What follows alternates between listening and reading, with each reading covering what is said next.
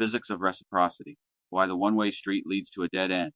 I sit here staring into the abyss of my own thoughts, dissecting this glitch in the human machine, this one-way street that's not just a metaphor, but a glaring malfunction in the code of existence. It's everywhere, isn't it?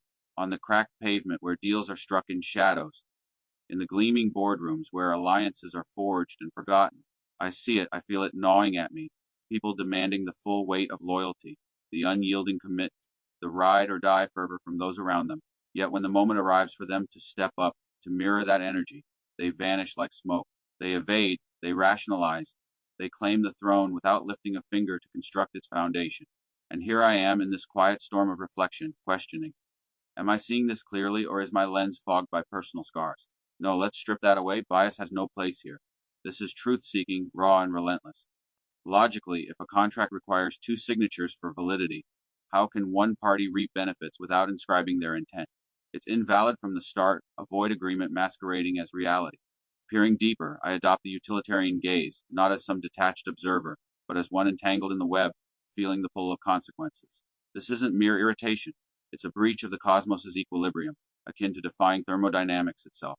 Energy in must equal energy out, right? Input demands output, or the system collapses into entropy. I test this premise mentally. Assume a society where takers dominate, each extracting without replenishing. The net result, depletion breakdown, a civilization starved of its vital flow. Yes, that holds. It's sound, valid proof by contradiction. If the taker thrives, it's only because givers subsidize them, but universalize it, and the structure crumbles. Kant whispers in my ear now, his categorical imperative like a scalpel cutting through the fog. I reflect, if I will my maxim to be universal, I take without giving, then society becomes a horde of parasites, each devouring the other until nothing remains. But I, the taker, rely on others not following suit. I bank on their virtue to enable my vice. Hypocrisy? Absolutely, but more it's a logical paradox, a self-refuting strategy. In this stream of consciousness I verify, does this align with my own experiences? Yes, I've been the giver, watching the takers flourish temporarily, but the bill always arrives. Reinforcing this, I draw from deeper philosophy, Aristotle's golden mean, where reciprocity is the balance between excess and deficiency. Without it, virtue tips into vice and the soul atrophies. Stoicism enters my mind like a steady anchor, Marcus Aurelius's words echoing as I probe further. We are parts of a whole designed for synergy, hands clasping, teeth meshing, feet stepping in unison. To demand harmony while sowing discord is to war against nature itself. I pause, self-reflecting. Have I ever been the disruptor?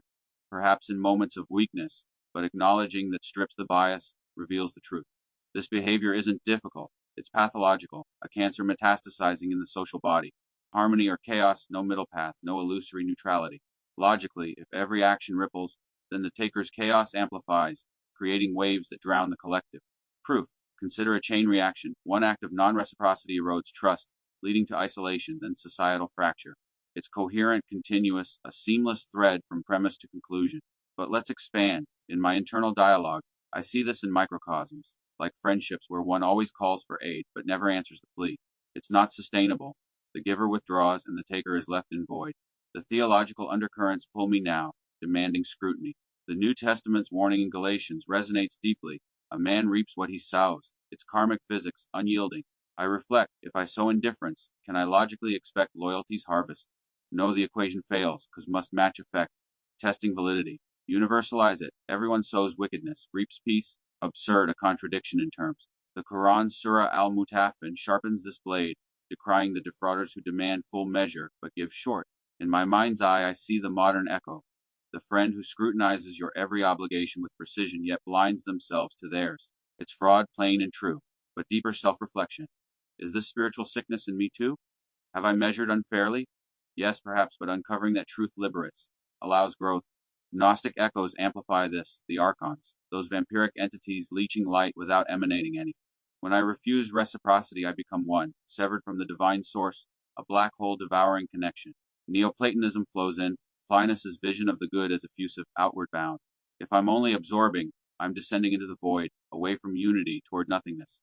Logically, if the good diffuses, then withholding it is self-erasure, a premise proven by the isolation that follows chronic taking. Synthesizing this streetwise wisdom, I feel the urgency building in my thoughts. Life demands engagement, skin in the game, a soul-level transaction. Want the pack's shield? Hunt alongside them. Crave commitment's warmth? Offer it first. The delusion of a one-way path is the slumber of the spiritually comatose. Wake up, I tell myself, the universe thrives on reciprocity. Inhale, exhale, action, reaction. Break it and suffocation ensues. In this moment of clarity, I choose. Agent of harmony, tipping scales with my own effort, or chaos's pawn, begging for unearned grace. The choice is stark, the consequence is inevitable. Expanding further, I consider evolutionary biology, reciprocity as survival mechanism. Tit for tat strategies ensuring mutual thriving.